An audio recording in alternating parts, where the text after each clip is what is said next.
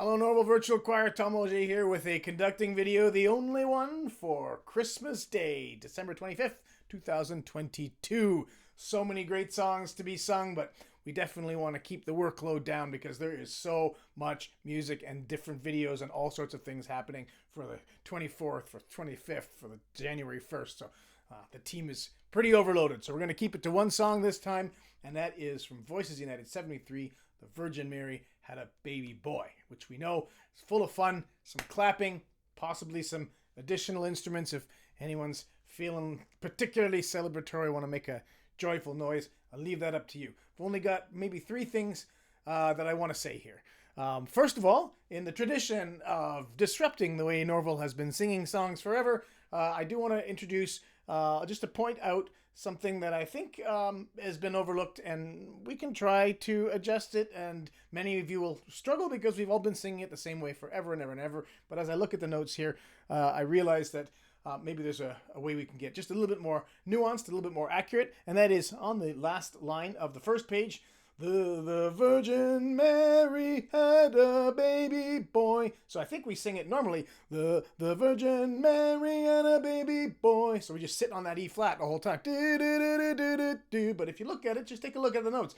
Da, da, down to the D, back up to the E, da, and then down to the C, do, da, da, num. The Virgin Mary had a baby boy, which is really just at the limit of my sad little vocal range. But anyway, so it's something to think about as you come to that. If you wish to sing it that way, I would suggest practicing it because you got to unlearn the old habits and learn the new. It won't sound horrible if half of us sing it one way, half of us sing it the other. It'll sound more like harmony perhaps, but it would be great if we could all just sing it just to push ourselves just a little bit.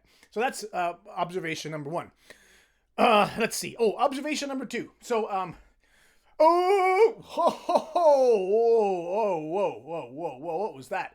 Anyway, there's supposed to be a D. Oh, I found it eventually. Oh, yes, believer. Okay, so what I want to try to think of here is not, oh, yes, believer, where we put all the emphasis on the S. S sounds are bad sounds for the choir, and particularly bad for me because my software really gets messed up with the S. It doesn't know what note it is, so it doesn't really understand it, and therefore when we are out, which inevitably we will be with our S's, then the software just goes, I don't know, and then it extends the S and you get these crazy buzzing things, and I have to go line by line to fix it.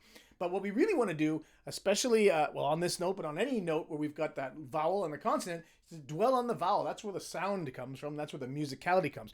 Oh, where's the D? Oh, yes, believer. So the S is just at the end, right? So I know we want to go, oh, yes, believer, because when we say yes, we're right into the S's.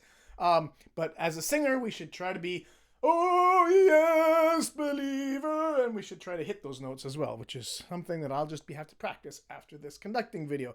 This is embarrassing, but I'm going to persevere. Okay. And then the last thing is really not much, really. We're going to do our clapping. Bump, bump. When you clap, please don't clap right in front of the microphone. It's bad for your microphone. It's bad for everything. I don't know how you're recording. Maybe you've got a mobile phone at this point or however you do it. Just try to clap away from the microphone if you want. I'd like people to clap, and I'm going to throw in some digital clapping as well just to get a more full clapping sound. So it doesn't matter if your claps are quiet, okay? I don't need them to be super loud. What I don't want is to have your microphone spiking. It's bad for the mic. It's bad for the mix. It actually will mean that because you have a big spike in your audio, everything else that you sing is going to be, by comparison, will be quiet. And so then I'm going to have a hard time boosting your vocals, and so you'll get lost. So quiet is better than loud for those spiky kinds of things. That's really it. He come from the glory. He come from the glorious kingdom. So that's the harmony that's written in here, right? He come from the glorious kingdom, although it's an octave higher. He come from the glorious kingdom. But then if you want to sing the harmony in that section, he come from the glorious kingdom. So it sits there on the C and then goes down to the B flat and so forth. That is it. That was 4 things. I lied. There are 4 things.